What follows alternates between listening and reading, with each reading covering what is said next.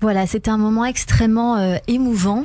Et Mascali, vous avez gardé vous aussi un souvenir dans cette interview de quelqu'un qu'on a reçu, qui est venu pour un livre, Vivre après Marc, je crois.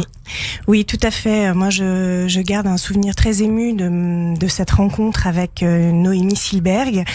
Alors pour des raisons aussi qui me sont très personnelles, puisqu'on a vécu, elle et moi, des choses similaires dans le même temps.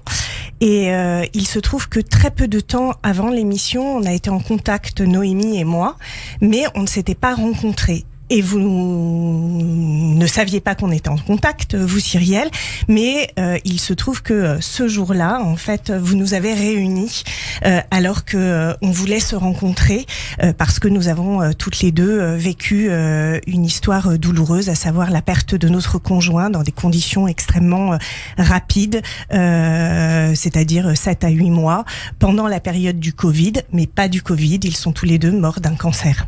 On va écouter cet extrait. Votre mari vous quitte. On est le mardi 19 janvier 2021. C'est un cancer, vous l'avez dit, fulgurant.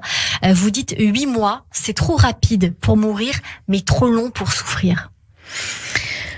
Oui, 8 mois, c'est très rapide. Mais quand on est face aux douleurs qu'il avait, c'était insupportable. Donc à la fin, c'est incroyable, c'est terrible. Mais on en vient presque à vouloir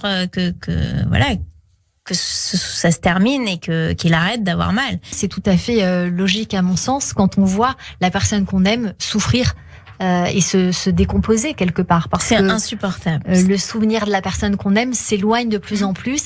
Et c'est aussi peut-être de cette manière que vous faites un deuil de son vivant. Oui, c'est en réalisant que il est pas mort, mais je sais que ça va arriver et que ça va pas s'arranger et que ça peut pas s'arranger. Alors évidemment, on s'accroche parfois à des miracles et la superstition est venue à moi, mais oui, on sait que de toute façon, on peut rien faire face à cette issue. Voilà, un moment très émouvant. Merci de nous avoir confié cela, Emma Scali. Un autre moment qui nous a beaucoup